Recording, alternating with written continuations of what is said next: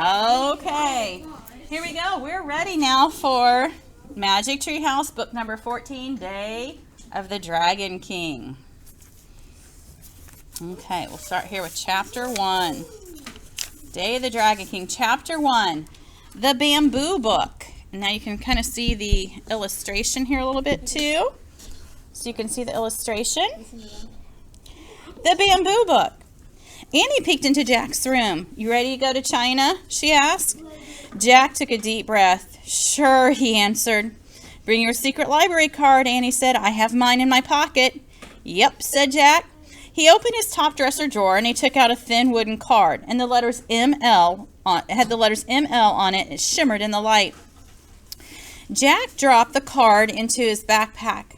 Then he threw his notebook and his pencil. "Let's go," said Annie. Jack pulled on his pack and he followed her. "What are we in for today?" he wondered.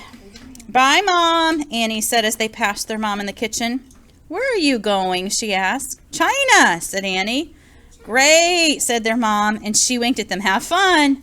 Fun, thought Jack. He was afraid that fun wasn't quite the right word. "Just wish us luck," he said as he and Annie headed out the front door. "Good luck," their mother called. "If only she knew that we aren't pretending," Jack whispered to Annie. "Yeah," said Annie, grinning. Outside, the sun shone brightly and birds sang, crickets chirped. Jack and Annie walked up their street toward the Frog Creek woods. I wonder if the weather will be this nice in China," Annie said. "I don't know. Remember, Morgan said this would be a very scary adventure," said Jack. "They're always scary," said Annie. "But we always meet animals who help us or people." True," said Jack. "I bet we meet someone great today," said Annie. Jack smiled. He was starting to feel excited now instead of scared. "Let's hurry," he said. They ran into the Frog Creek woods. They slipped between the tall trees until they came to the huge oak. "Hello," came a soft voice they knew well. They looked up, and Morgan was peering down from the Magic Tree House. "Are you ready for your next mission as Master Librarians?" she asked. "Yes," said Jack and Annie. They grabbed the rope ladder and started up. Are we still going to China?" asked Annie, when they had climbed into the treehouse. "Indeed," said Morgan. "You are going to ancient China. Here is the title of the story that you must find." She held up a long strip of wood. Right here, you can see it right here. See the long strip of wood? That's the book. That's a book. In China, those were books. And it looked like a ruler, except had strange writing on it instead of numbers. Long ago, the Chinese discovered how to make paper. It was one of the world's most important discoveries, said Morgan.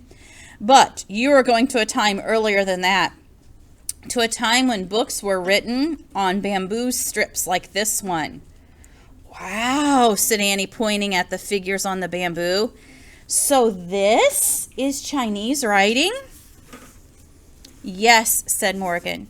"Just as we have letters, Chinese writing is made up of many characters. Each one stands for a different thing or idea. These characters are the title of an ancient Chinese legend. You must find the first writing of the legend before the Imperial Library is destroyed." "Well, hurry, let's go," said Annie. "Wait, we need a research book," said Jack. "Yes, you do," said Morgan. From the folds of her robe, she pulled out a book, and on the cover was the title, The Time of the First Emperor. Morgan handed the book to Jack.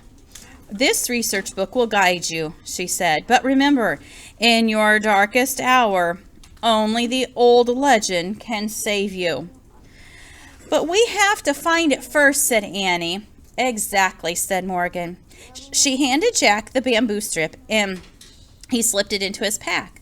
Jack pushed his glasses into place, and then he pointed at the cover of the research book. "I wish we could go there," he said.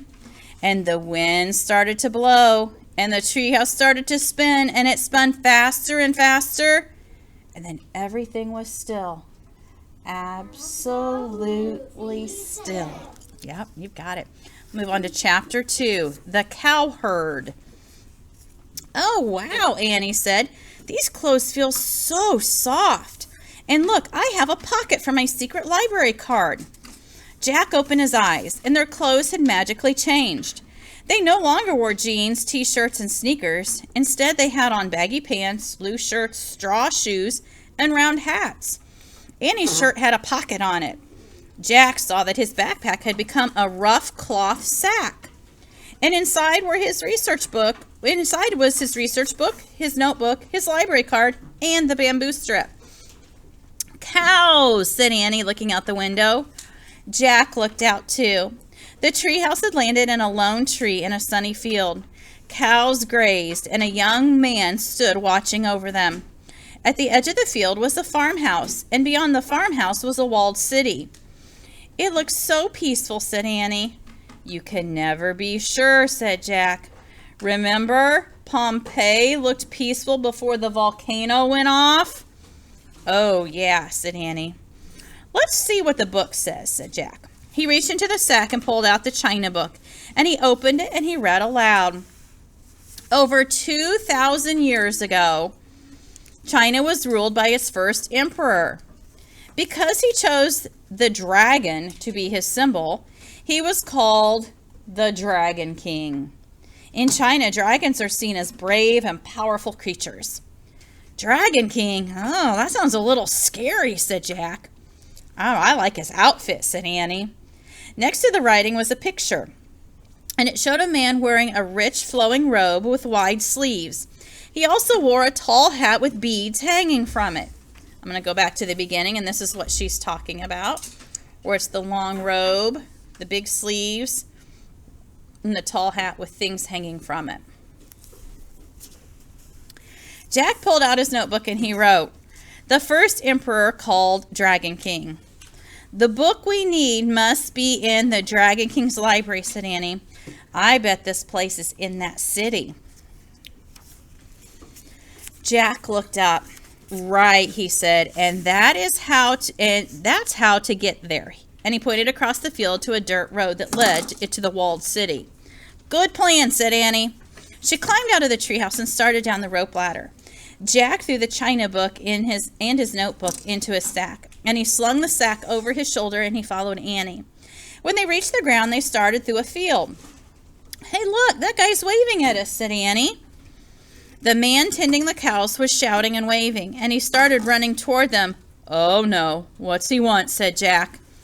A moment later, the man stood in their path. He was young and handsome with a kind face. "Can you do me a great favor?" he asked. "I would be most grateful." "Of course," said Annie. "Give a message to the silk weaver. You will see her at the farmhouse," said the young man. "Tell her to meet me here at twilight." "Sure, no problem," said Annie. The young man smiled. "Thank you," he said. Then he started to leave. "Wait, excuse me," said Jack. "Do you know where we can find the Imperial Library?" A look of horror crossed the man's face. He's terrified. "Why?" he whispered. "Oh, I just wondered," said Jack. The young man shook his head. "Beware of the Dragon King," he said. "Whatever you do, beware." And then he turned and he ran back to his cows. "Oh, man," whispered Jack. "Now we know one thing for sure." "What?" asked Annie. "This place is not as peaceful as it seems," Jack said. Okay, we're going to stop right there, ready for chapter 3 tomorrow, called The Silk Weaver.